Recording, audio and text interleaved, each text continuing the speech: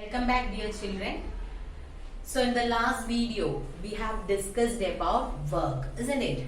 Now we will be moving to the term energy. So why are we taking food? What is the need of food? If we are hungry, we will be taking food, isn't it? And what is the need? Actually, what is the need? What are we getting from food? We are getting energy from food, isn't it? We are taking food to get energy. And why should we need energy?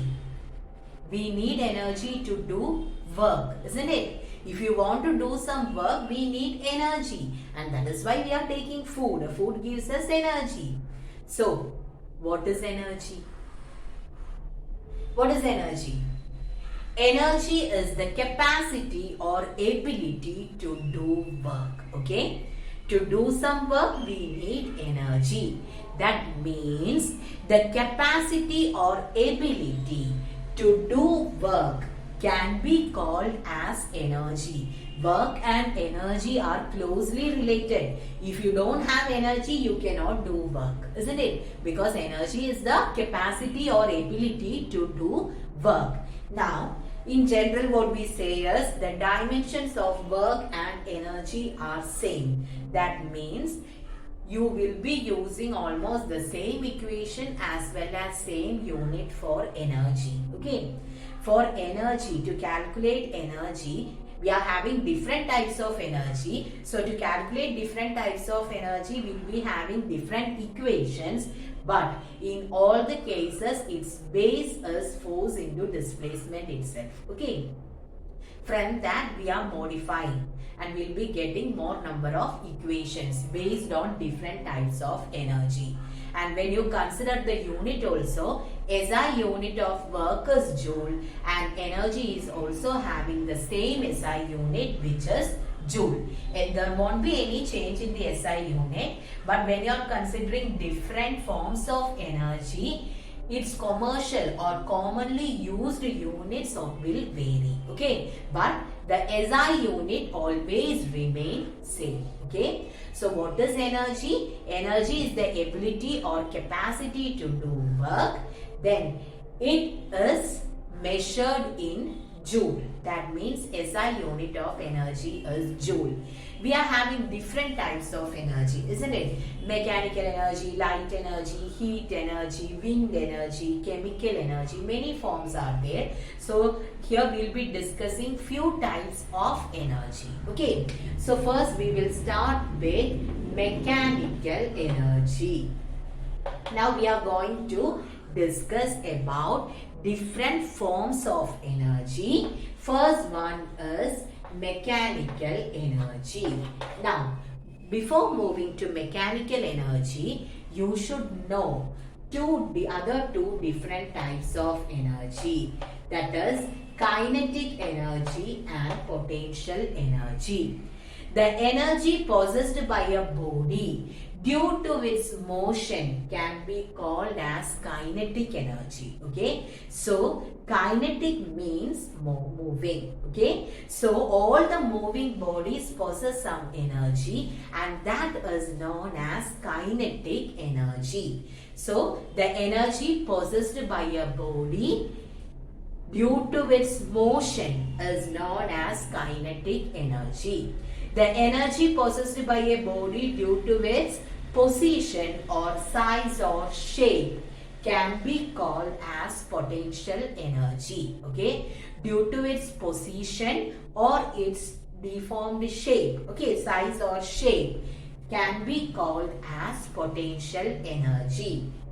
And kinetic energy and potential energy together makes mechanical energy. Okay, so what is mechanical energy? It is the sum of kinetic and potential energy. So the energy possessed by a body due to its motion or movement can be called as kinetic energy. Energy possessed by a body due to its position or size or shape can be called as potential energy, and the sum of kinetic and potential will give you mechanical energy. Okay, now we have to study in detail about kinetic and potential energy.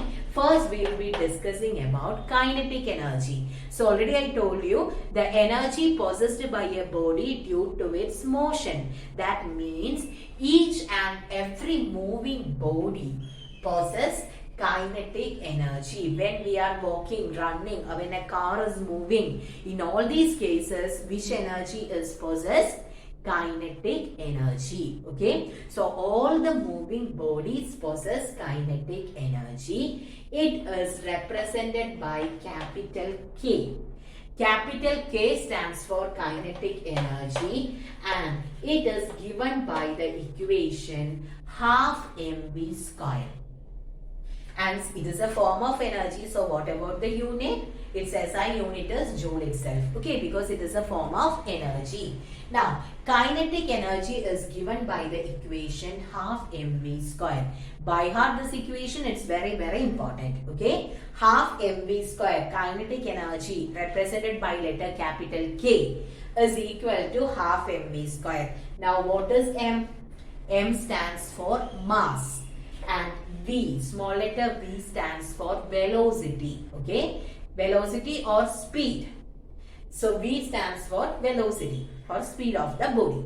So kinetic energy is the energy possessed by a body due to its state of motion. It is given by the equation half mv square, where m is the mass of the body and v is the velocity of the body. So as I said in the previous video, here kinetic energy, m and v, all these terms comes in the numerator. That means they are directly proportional. Okay, so here when mass increases, what happens to the kinetic energy?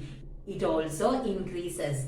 For example, when you are considering a car and a truck, which one is having more mass? Naturally, it is for a truck. So who will be possessing more kinetic energy? Truck. Okay, so if mass is more, kinetic energy will be more. A car and a truck moving with the same velocity, which one will be having more kinetic energy? The answer will be truck. Why? Because mass of the truck is greater than the mass of the car, and kinetic energy depends on mass and velocity. Okay, now, so what can you infer from that? When mass increases, kinetic energy also increases. Now, the next one is about the speed or velocity of the body. So, when you are throwing a ball on a glass door, when you are with less speed, if you are throwing, it won't break the glass. Instead of that, if you are throwing it with greater speed, if with much speed this ball hits on the glass plane, what happens? It cracks or it will break, isn't it? Why? Because speed is more, isn't it? So what can you remember? Kinetic energy depends on mass and velocity of the body. If the velocity increases, kinetic energy will be more. Okay? So is it clear? Kinetic energy is equal to half mv square. That is, kinetic energy depends on mass as well as velocity of a body. If mass or velocity increases, naturally kinetic energy also will increase. And one more thing I told you, kinetic energy, SI unit for kinetic energy is joule itself, because kinetic energy, it is a form of energy. Okay, so is it clear? Now we will be moving to the next type of mechanical energy, which is that it is potential energy, isn't it? Potential energy. Now, what is potential energy? The energy possessed by a body due to its position or size or shape. That is known as potential energy. Now, potential energy can be classified into two. First one is gravitational potential energy, and the second one is elastic potential energy. Okay, potential energy can be either gravitational potential energy or elastic potential energy. So gravitational potential energy, the potential energy possessed by a body when it is raised to a greater height, or the potential energy due to Earth's gravitational pull can be called as gravitational potential energy. Okay, the energy, potential energy possessed by a body when it is raised to a greater height. Okay, or the energy possessed by a body due to Earth's gravitational pull can be called as gravitational potential energy.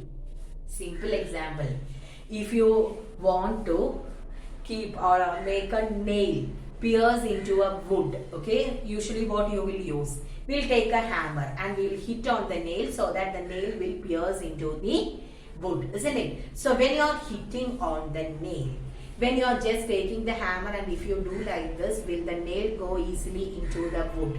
No. Instead of that, what we will do? Or have you seen people cutting the huge logs of wood and all? What they will do? They will just raise their cutting instrument to a greater height, isn't it? When you are hitting on the nail also same thing. What we will do? We'll raise the hammer to a certain height, then we will make it hit on this nail. Then the nail will pierce into the wood easily, isn't it? But instead of that, if you just keep like this and when you are hitting on the nail, the nail won't go or pierce into the wood easily. So when you are raising it to a greater height, actually what happens there? What happens?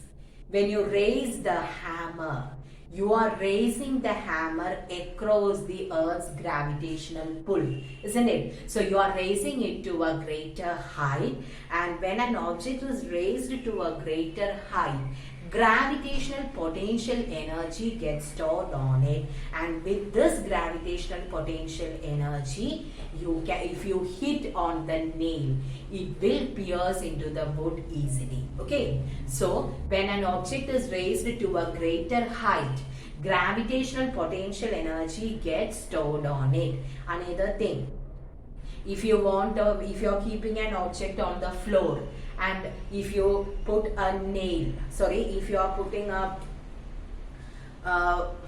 stone above that, if you are we have an object on the floor, if you put a stone on it, nothing will happen to the object. But when you raise the stone to a greater height and if you release it, then it can crack the object placed or break the object placed on the floor. Why? Because in the second case, we have raised the object to a greater height. When an object is raised to a greater height, gravitational potential energy gets stored on it. Then with that energy, the object can be broken. Okay. Now, this gravitational potential energy is represented by capital U, and it is given by the equation mgh. Okay. Given by the equation mgh, where m is the mass, g, small letter g stands for acceleration due to gravity, and h is the height. Do you know what is the value of acceleration due to gravity on Earth's surface? It is 9.8 meter per second square. This is the value of acceleration due to gravity on Earth's surface. Okay, 9.8 meter per second square. So gravitational potential energy depends on three factors: mass of the body, acceleration due to gravity at a given place, and the height. So when height increases, gravitational potential energy also increases. Okay. Now, by heart this value for acceleration due to gravity. It is 9.8 meter per second square. So we'll be having numericals with to get kinetic energy and potential energy. So in the question, if it is 9.8 is mentioned, you have to take G as 9.8 itself.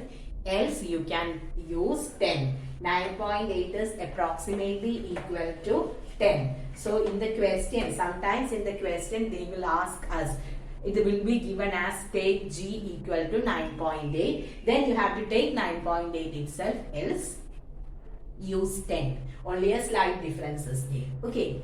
Now moving to the next one. What is that? Elastic potential energy. The energy possessed by a body due to its deformed state can be called as elastic potential energy. That is change in its state. For example, when you compress a spring, okay, just compress a spring and keep a ball above that. So here I have a spring and above I'm compressing it, and above that a ball is placed. So when you release it, what happens? The ball will be thrown away, isn't it? It will be thrown out. Why? When you are compressing the spring, elastic potential energy gets stored on it. When you release, this elastic potential energy is used in order to throw the ball out. Same thing when you bend a branch of a tree. So you are applying force on the branch and the branch will bend. Okay. Now when you take the hand, the branch will go back to its initial position. Did we apply any force on the branch to go back to its original position? No, we didn't apply anything. We simply bent the branch, but the branch will go into its original position. Why? When you are bending the branch, what happens? Due to this bending, elastic potential energy gets stored on it. Okay, and with that energy, it will go back to its original position. Another one. Have you seen the toys with a key on it? There are toys, that is very small kids will be using toys, that is of elephant, swan and all, and it will be having a key. So when you wind the key, actually a spring is there inside the toy. When you are turning the key means the spring will be wound. Okay, actually winding of spring takes place inside that. So after turning the key, if you keep this elephant or the swan there, what happens? It will move. How?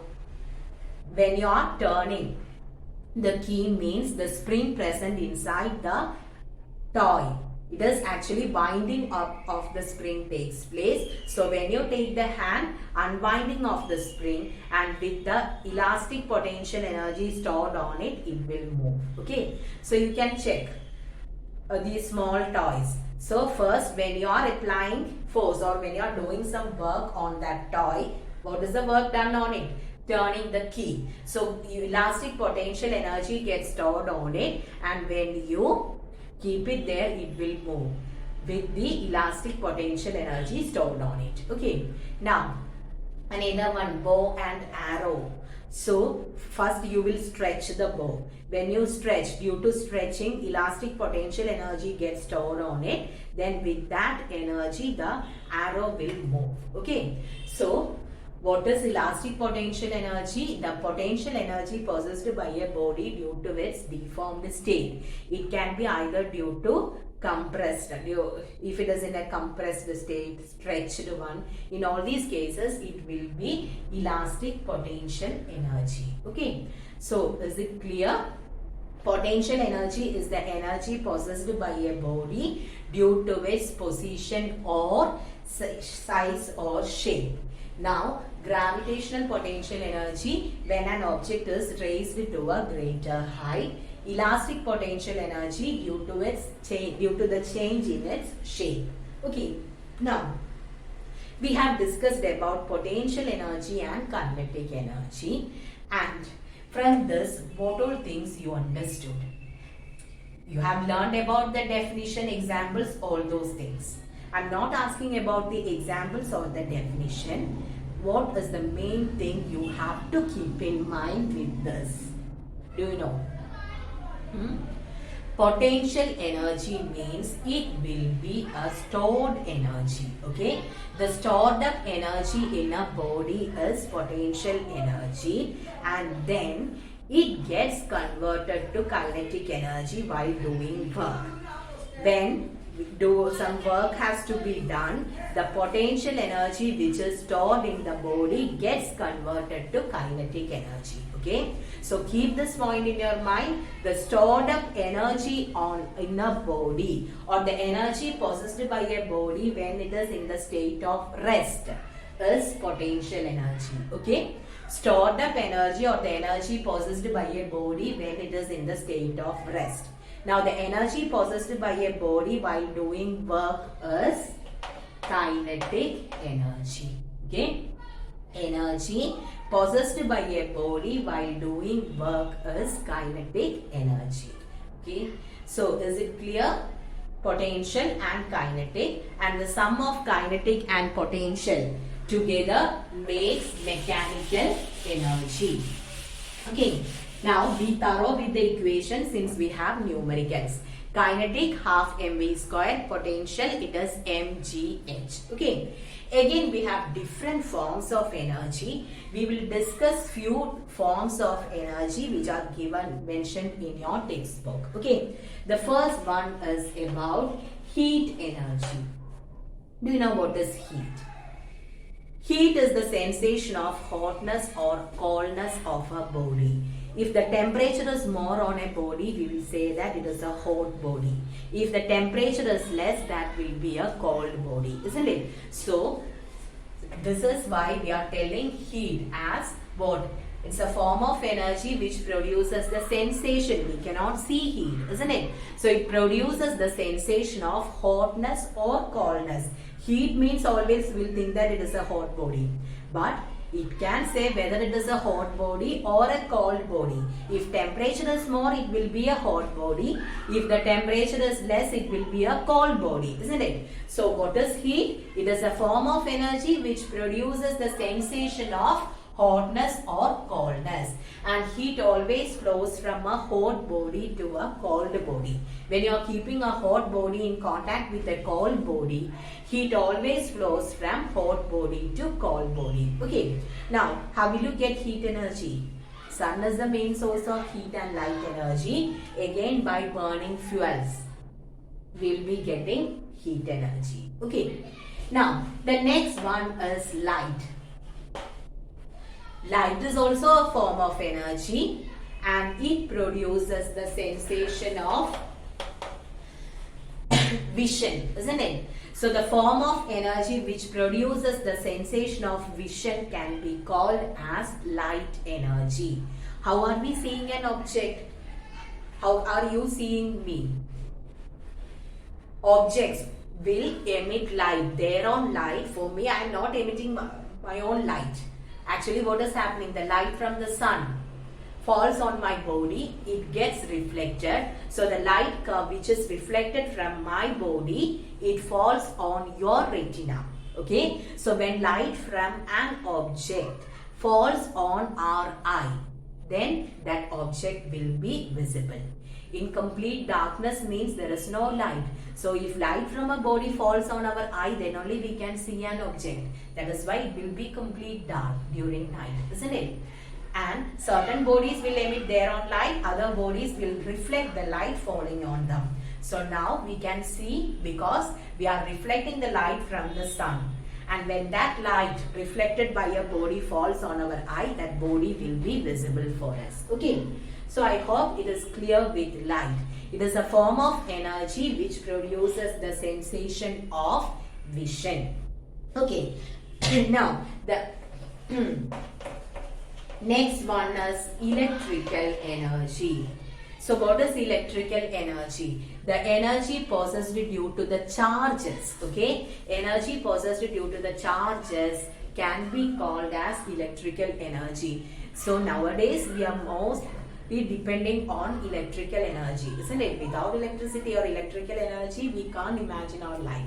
So the energy possessed due to the charges can be called as electrical energy. Now the next one is wind energy. Okay, so what is wind energy? The energy, what is wind? fast moving air, isn't it? That is wind. Now the energy possessed by wind can be called as wind energy. And how are we harnessing wind energy? Using the windmills, isn't it? We are harnessing or using the wind energy in order to produce electricity. Now the next one is chemical energy. What is chemical energy? What is chemical energy? The energy stored in fuels, the stored up energy in fuels can be called as chemical energy. Or the energy which plants store. Green plants are preparing food, isn't it? Using the light. Using the sunlight, they are preparing, green plants prepare food, and that prepared food is stored in the form of chemical energy. And that is what we are getting from the fuels.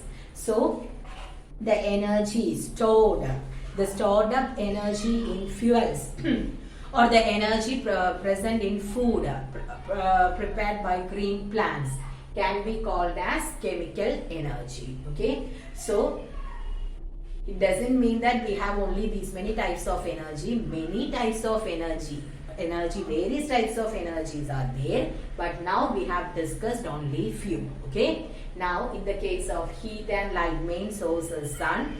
Light is used by green plants to prepare food by the process of photosynthesis.